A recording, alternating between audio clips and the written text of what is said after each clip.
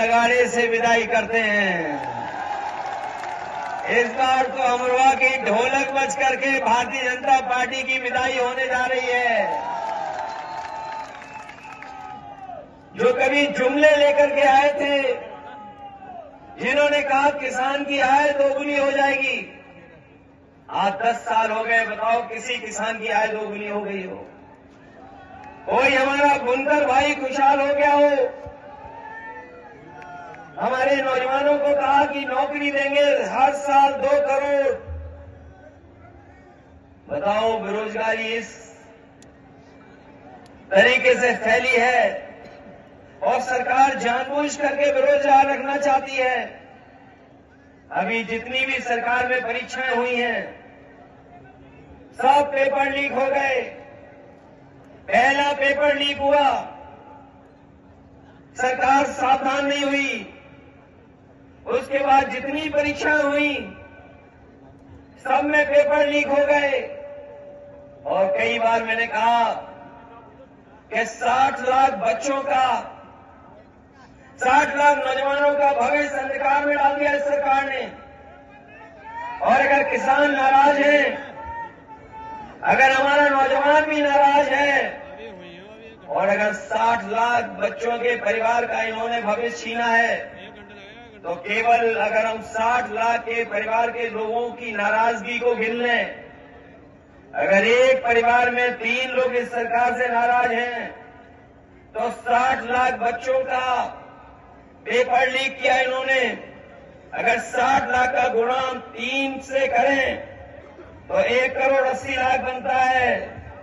और 1 करोड़ 80 लाख अगर हम 80 लोकसभाओं से भाग दे दें, तो बताओ 2,25,000 वोट कम हो रहा है हर लोकसभा में, क्या नहीं कम हो रहा है?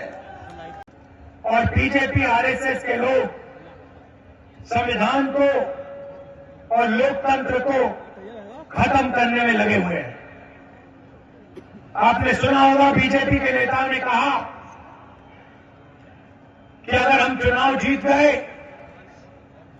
तो संविधान को हम बदल देंगे। सबसे पहले मैं इनसे कहना चाहता हूं, दुनिया में ऐसी कोई शक्ति नहीं है जो हिंदुस्तान के संविधान को बदल सके।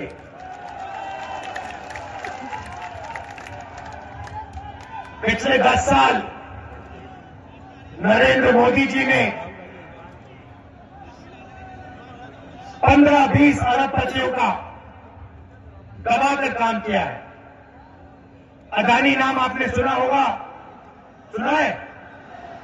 सुना है? देश के सारे एयरपोर्ट उसको दे दिए, पोर्ट्स दे दिए, बिजली, खदानें, डिफेंस की पूरी इंडस्ट्री दे दी। तरीका बड़ा सिंपल है। एक तरफ आपका ध्यान भटकाते हैं, दूसरी तरफ हिंदुस्तान का पूरा धन इन्हीं 20-25 लोगों को दे देते हैं। 25 बार किसानों का कर्जा माफ करो, या 25 साल का मनरेगा का पैसा इन्होंने 10-15 लोगों का कर्जा माफ किया है। आज हालत ये हो गई है कि 22 ऐसे लोग हैं जिनके पास उतना ही धन है जितना 70 करोड़ हिंदुस्तानियों के हाथ में है। एक तरफ 22 लोग, दूसरी तरफ 70 करोड़ लोग, और दो हिंदुस्तान बन गए हैं। और आप देखते हो, हिंदुस्तान का किसान, मजदूर, छोटा व्यापारी रोज देखता है 20-25 अरबपति हैं, जो भी सपना देखना चाहते हैं पूरा कर देते हैं। हवाई जहाज में उड़ते हैं, करोड़ों रुपए की गाड़ियों में घूमते हैं, और बैंक का पूरा पैसा नरेंद्र मोदी जी ने इन लोगों को दिया है। पैसा कहां से आता है? जीएसटी से आता है। आपका पैसा है। आप अगर शर्ट खरीदते हो 500 रुपए की, जितनी जीएसटी आप देते हैं उतनी जीएसटी अदानी देता है। मैंने आंकड़े निकाले, भाई और बहनों, हिंदुस्तान में पिछड़े वर्ग के कितने लोग, सन्नाटा छा गया, किसी को नहीं मालूम कितने लोग हैं पिछड़े वर्ग के हिंदुस्तान में, किसी को नहीं मालूम। देखा ना, यही प्रॉब्लम है, आपको अपनी शक्ति नहीं मालूम। दलित कितने, देखो शक्ति नहीं मालूम। आदिवासी कितने, किसी को नहीं मालूम। यही प्रॉब्लम है। मैं बताता हूं, सबसे पहले आदिवासी 8%, दलित 15%, और आज तक पिछड़ों के बारे में कोई नहीं जानता। आपकी सबसे बड़ी आबादी है, मगर हिंदुस्तान में किसी को नहीं मालूम कि पिछड़े वर्ग के कितने लोग हैं। अगर मैं अखिलेश जी से पूछूं, वो भी आपको नहीं बता पाएंगे कि आज हिंदुस्तान में पिछड़े वर्ग के कितने लोग हैं। सबसे ज्यादा हैं, मगर बता नहीं पाएंगे, क्योंकि हिंदुस्तान की सरकार ये आंकड़ा हिंदुस्तान की जनता को नहीं देना चाहती है। यह है जादू। भाई और बहनों, मीडिया के मालिकों की लिस्ट निकाली मैंने, मीडिया की बड़ी बड़ी कंपनियों की लिस्ट निकाली, ये जो एंकर्स हैं ना हिंदुस्तान में, इनकी लिस्ट निकाली, बड़े बड़े पत्रकारों की लिस्ट निकाली। भाई और बहनों, इनमें एक पिछड़ा नहीं मिला मुझे, एक पिछड़ा नहीं है इनमें, एक दलित नहीं है, एक आदिवासी नहीं है, एक गरीब जनरल कास्ट का नहीं है, एक माइनॉरिटी का नहीं है।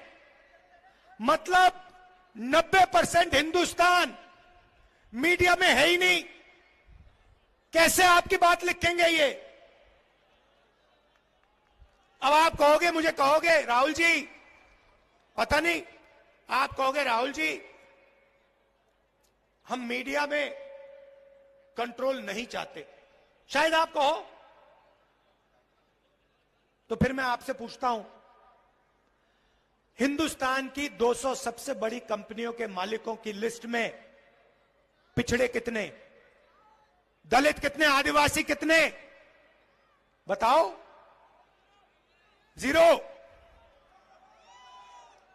जीरो। अरबपतियों में से एक पिछड़ा नहीं है, एक दलित नहीं है, एक आदिवासी नहीं है। भाई और बहनों, बात समझो।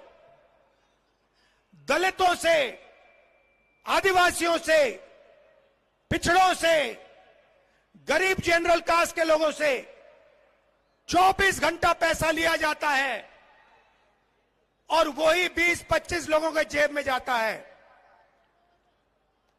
और उन 200 लोगों में एक पिछड़ा नहीं, एक दलित नहीं, एक आदिवासी नहीं। अब आप कहोगे राहुल जी हमें मीडिया नहीं चाहिए,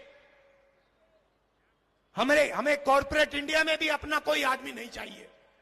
पता नहीं, क्योंकि इसके बारे में आप बोलते तो कभी हो नहीं, मैंने कभी सुना नहीं।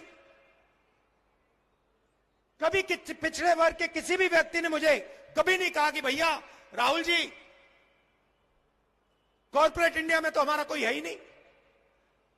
तो या तो आपको मालूम ही नहीं, और या फिर आप अपना आदमी वहां चाहते नहीं हो। यही दो चीजें हो सकती है, और तीसरा तो हो ही नहीं सकता। तो फिर मैं आपसे कहूंगा ठीक है भैया, आप कॉर्पोरेट इंडिया में नहीं चाहते, आप मीडिया में नहीं चाहते, आप प्राइवेट अस्पताल नहीं चलाने चाहते, आप प्राइवेट कॉलेज यूनिवर्सिटी नहीं चलाना चाहते, सरकार में तो भागीदारी चाहते हो ना।